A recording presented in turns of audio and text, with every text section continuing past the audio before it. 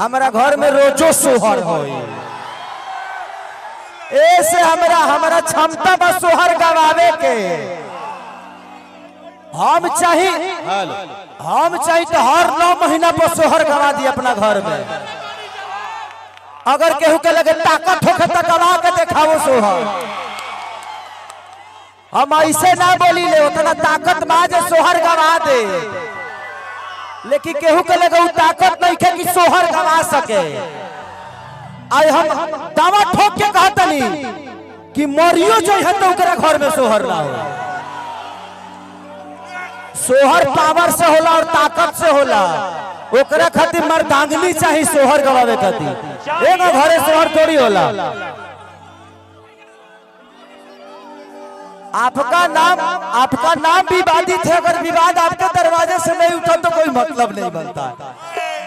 हम अतना ना बोली ले, वो अखिलेश कश्यप के दुआर वाले ऐसे बोल देनी है। उके हा ओकरा बारे में पूछे को तहजी पूछी हा। वो ढेर दिन है छात्र में रहल बिया। ओकरा से पूछी हा कि विकास सिंह के हा। वो खुदे बता जी को पहला हुआ हमारा पहला कपड़ा लता यही खरीदे थे।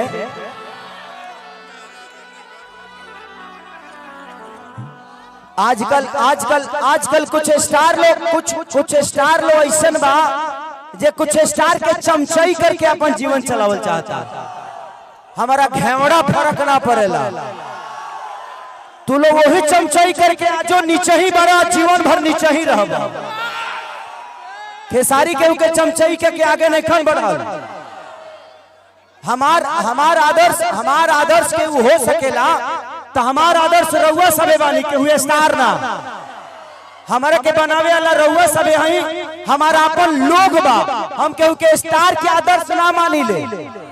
केहू स्टार हमार जीवन बनौले ही नहीं। रउआ सबे प्यार के ले बनी। हमार जनता जनार्दन हमके आशीर्वाद देले बा। ऐसे ज्यादा कुछ ना तो काम खत्म। अब जतना अच्छा सुन लो। हम जानता नहीं कि हम यहाँ कुछ बोले कि विवाद भय। अरे कितना लोग सोहर गावता। अरे भाई हमार तो कल दोसरे के द्वार पर सोहर गए। तहरा घरे सोहर भैया होई। अपनो घरे इंसान के क्षमता होके के चाहिए कि अपनो घर पर सोहर होके। खाली दोसरे के घरे सोहर होई। इंसान हाँ अपनो घर पर सोहर करावो अगर क्षमता होके देह में तो। दोसरे के घरे कहिया ले बधाई गई बोलो अपनो घरे गावलो ठीक बा ना। हम जाना तनी केहू ने केहू चढ़ाइए कल फिर विवाद बा। हम गलत नहीं की कले हकीकत बा। गलत बोलत नहीं। आप दुनिया के दरवाजे पे जाके सोहर बजवा रहे हैं। भाई आपके अंदर वो काबिलियत और क्षमता है तो अपने घर पे भी सोहर गाओ यार। हम आके गाएंगे कम से कम उस लायक काम कर दो ताकि हम आके गाए। और द्वार विवादित है बाबा। और रउआ द्वार पर विवाद ना भइल तो फिर कोई नहीं कह सकत। उड़ने वाले तो बिना पंख के भी उड़ जाते हैं और आप ऐसे ही हैं। खेसारी के पास गायकी नहीं थी, शकल नहीं था, पैसे नहीं थे, सपोर्ट नहीं था। उसके बावजूद भी आज पूरी दुनिया में आप सबको प्यार दे रहा है और प्यार पा रहा है। आपको किसी की सपोर्ट की जरूरत नहीं है। अगर आपको करने आता है, आपको दौड़ने आता है तो पूरी दुनिया आप जीत सकते हो। बस इसी हौसले के साथ पूरी दुनिया में उतरना। किसी की सपोर्ट की जरूरत नहीं। ये आदमी 4000 रुपये पे गाना लिखा करता था। 1500 रुपये पे जो आदमी गाना लिखा करता था आज आपके शहर में करोड़ों की जमीन खरीद कर और करोड़ों रुपए का घर बना सकता है। तो आप तो कुछ भी कर सकते हैं।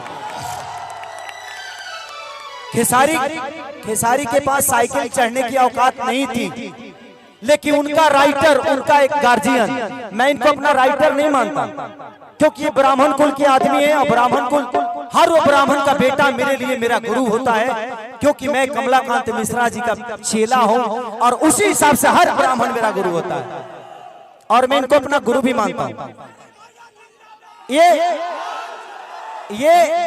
ये मुझे प्यार करते हैं और मैं इनको प्यार करता हूं। एक 1500 आज से 1 साल पहले की बात बोल रहा हूं, जब मैंने इनका गाना गाया था लहंगा लखनऊ कि गोरी तोरी चुनरी बछली कौवा जान मारे लहंगा ये लखनऊ। ये हाँ भतीजवा का मौसी जिंदाबाद। तो जब मैं उस समय वापसी सिनेमा करने गया था लखनऊ में स्कॉर्पियो क्लब में, जहां पे मैं आज सिनेमा कर रहा हूं। तो भैया देखिए मेरे जीवन के सबसे अनमोल रतन, मैं जब बम्बे में गया था ना तो मेरे लिए विकास भैया ने अपने मेहरारू को घर पे छोड़ दिया था, सिर्फ इसलिए कि मेरा भाई रहेगा मेरे जीवन में। मुंबई में अगर कोई मेरा बाप बना तो सिर्फ विकास भैया और ये मनोज तिवारी जी के पिए हैं, लेकिन प्यार मुझे करते हैं। तो जिंदगी में आप किसी को अपना बना सकते हैं अगर आपके अंदर वो क्षमता है तो। विकास भैया मेरे जीवन के ऐसे वो रिश्ते हैं जिनसे मेरा एक बाप का भी रिश्ता है, एक बीबी का भी रिश्ता है, एक माँ का भी रिश्ता है, एक भाई का भी रिश्ता है और एक बेटे और पुत्र का भी रिश्ता है, एक बड़े भाई का, सब कुछ।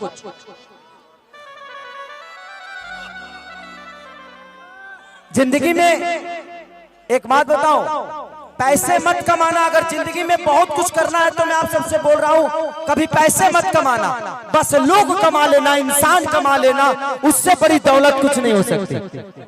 मैंने ऐसे भाइयों को कमाया है, ऐसे गार्जियनों को कमाया है। मैं दुनिया का सबसे गरीब इंसान हूं, लेकिन मुझे लगता है कि मैं दुनिया का सबसे अमीर हूं, क्योंकि मेरे पास आप जैसे भाई हैं, आप जैसे लोग हैं। और जब तक आप हैं ए बाबू तो हम नचनीय कारण गाएंगे, नचनीय कारण। हर की चाहे पिया जवानी हमर चरही रे गैला।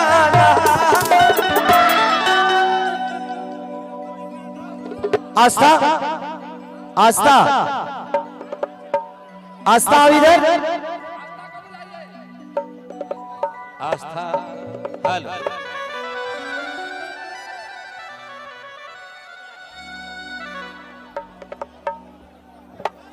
हो गए अब काल से ये चले गाना 2-3 दिन के हुआ छोड़ी, काल से विवाद चली रे बाबू। सारे कंपनी भाई हमार कंपनी वाला लोग सुना तरह तो काल से गाना मत छोड़ी लो, ऐसा ये काल से गाना नहीं खे चले वाला।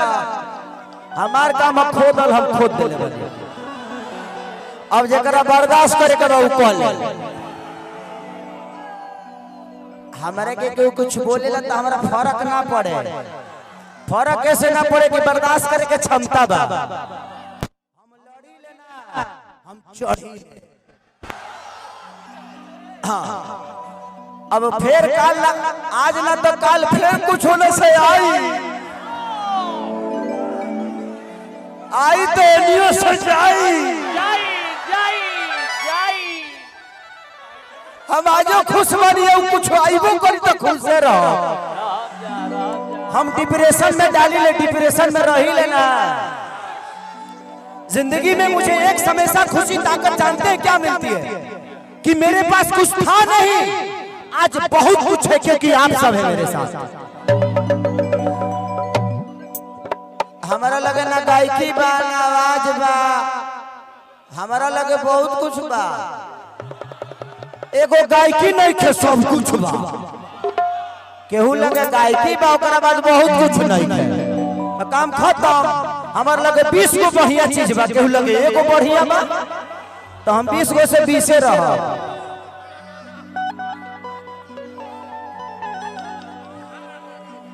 हम चाहते हैं कि इस धरती पे विवाद शुरू हुआ था तो अखिलेश कश्यप के माध्यम से। अब विवाद का जड़ अखिलेश कश्यप ही रहे, कोई दूसरा नहीं बन सकता है। अरे की जाए पिया जवानी हमारी जराई रे गईला। थोड़ा सा पीछे हो जाइए। हाँ जराई रे गईला ना। आप प्रीति हो ना नेपाल वाली, एगो तो आइल धोखा दे के गोइल तेहू है करबे का एगो नचनिए कारा